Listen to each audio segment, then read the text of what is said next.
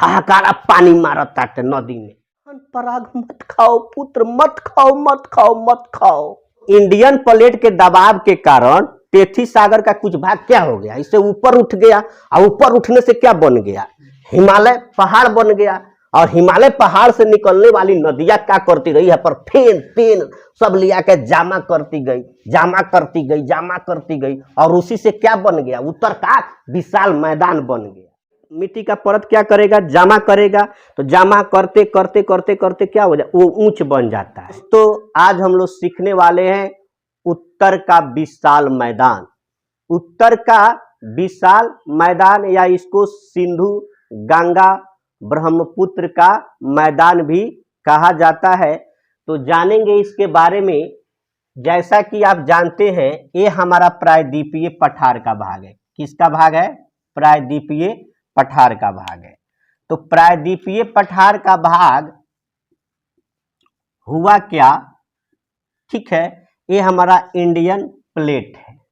Indian plate के दबाव के कारण टेथी सागर का कुछ भाग क्या हुआ, ऊपर उठ गया।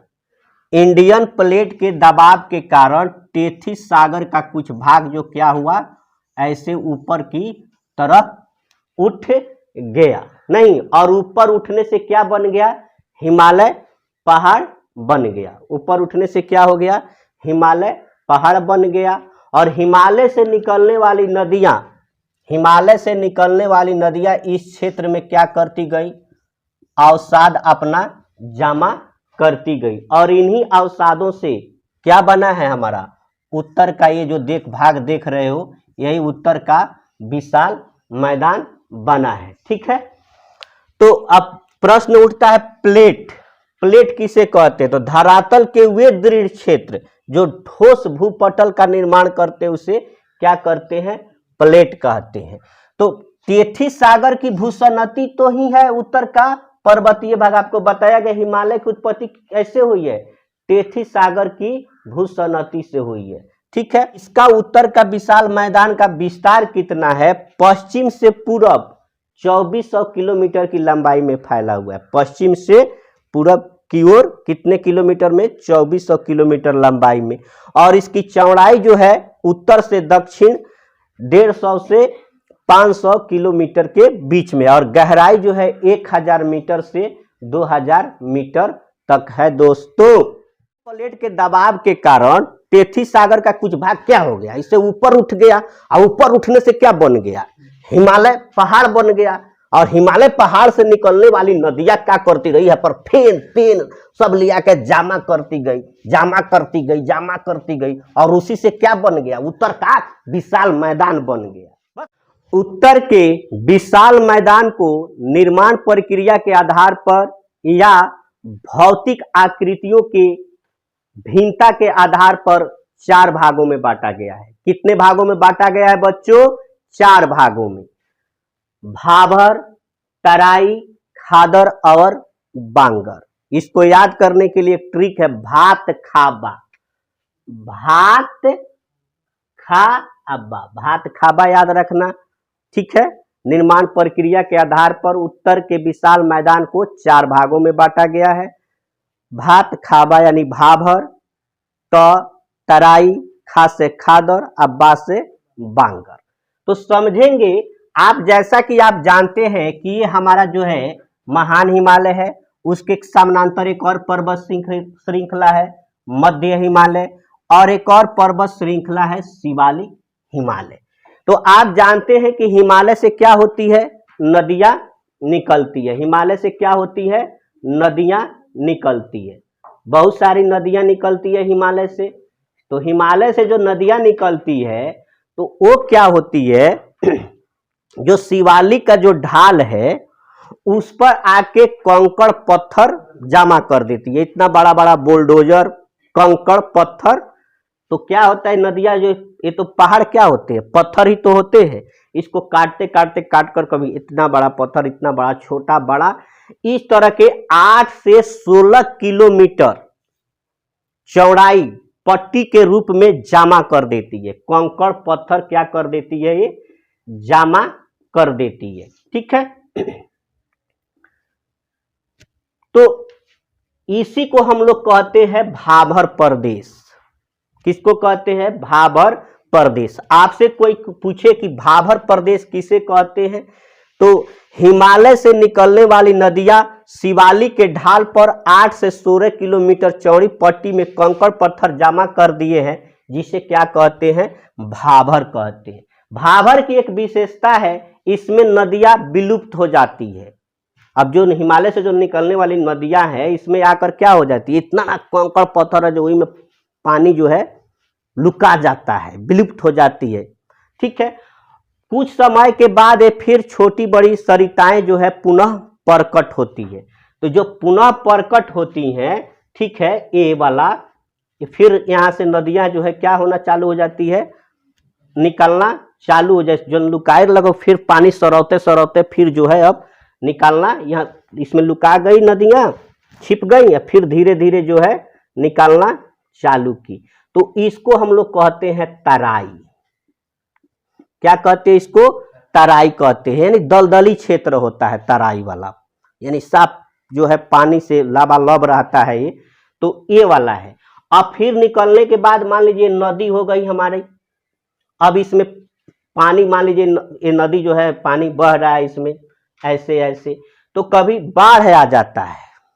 बरसात के दिनों में नदियों में ज्यादा पानी हो जाता है, उफान हो जाता है, तो नदियां क्या होती है, जो वो किनारे के जो भाग हैं उस पर क्या होती है, पानी चला जाता है। जो नदी के जो किनारे वाले जो मैदानी भाग है उस पर पानी क्या हो जाता है, चला जाता है, और जो है कि क्या बना देता है, उसको हम लोग कहते हैं खादर। जहां पे बाढ़ का पानी हर साल पहुंचकर नई मिट्टी की परत जमा कर देता है ना। मतलब जब पानी आता है तो कितना कीचड़ उचड़ रहता है खूब इस तरह का, तो वही क्या है, खादर है।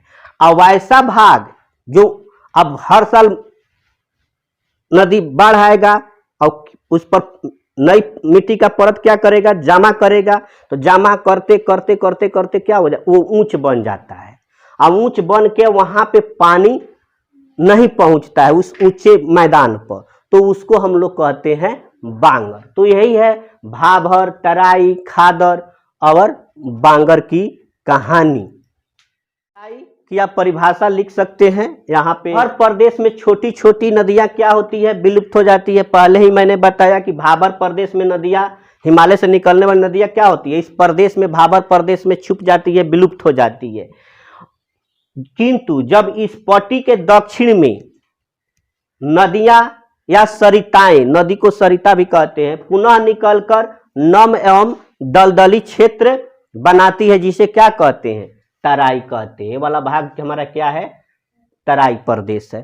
ठीक है, अब कह रहा है खादर। तो खादर क्या है, नदी के किनारे के निचले भाग, ये हमारा नदी हो गया, इसके जो ये किनारे वाले जो निचले भाग है, ठीक है, हर एक साल नदी के किनारे के निचले भाग जहां बाढ़ का पानी हर एक साल पहुंच कर क्या कर देता है, नई मिट्टी की परत जमा कर देता है, उसी को क्या कहते हैं हम लोग, खादर कहते हैं। बांगर किसे कहते हैं, तो नदी के किनारे से दूर वाले मैदान जहां बाढ़ का पानी नहीं पहुंचता है, उसे क्या कहते हैं, बांगर कहते हैं। तो बांगर को पुरानी जलोढ़ मृदा भी कहा जाता है और खादर को नवीन जलोढ़ मृदा भी कहा जाता है। मान लीजिए ये है नदियां, ठीक है, इसमें नदी में जो है ये पानी बह रहा है, बाढ़ आ जाता है हर एक साल हमारे उत्तर बिहार में। तो बाढ़ आने के चलते आप सुनते होंगे समाचार पत्रों में, नदियां जो है खतरे के निशान से ऊपर बह रही है, खूब हाहाकार पानी मारता है नदी में। तो पानी जो हुआ, क्या हुआ, ऐसे जल स्तर बढ़ते बढ़ते जो ये नदी के किनारे के जो क्षेत्र है उस सब में पानी क्या हो गया, जमा हो गया, और ये नई मिट्टी की परत क्या करते जाता है, जमा कर देता है, उसी को कहते हैं खादर।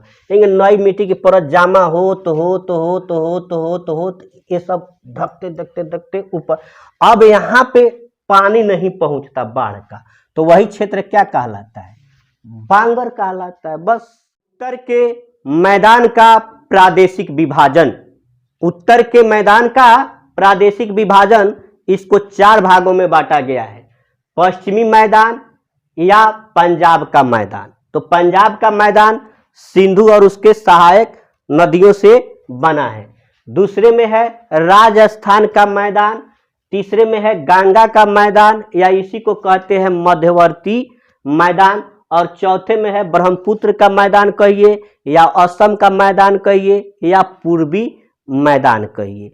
तो उत्तर के मैदान का प्रादेशिक विभाजन आपने देख लिया, उसके लिए एक शानदार ट्रिक बना दिया हूं दोस्तों।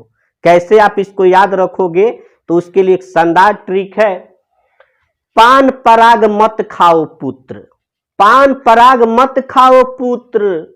याद रखना मेरा बात, पान पराग नहीं खाना चाहिए। तो पान पराग मत खाओ पुत्र, पास से हो गया पंजाब का मैदान या पश्चिमी मैदान, रा से हो गया राजस्थान का मैदान, ग से हो गया गंगा का मैदान, अब पुत्र से हो गया ब्रह्मपुत्र का मैदान या असम का मैदान या पूर्वी मैदान। तो पान पराग मत खाओ पुत्र, पान पराग मत खाओ पुत्र, मत खाओ मत खाओ मत खाओ।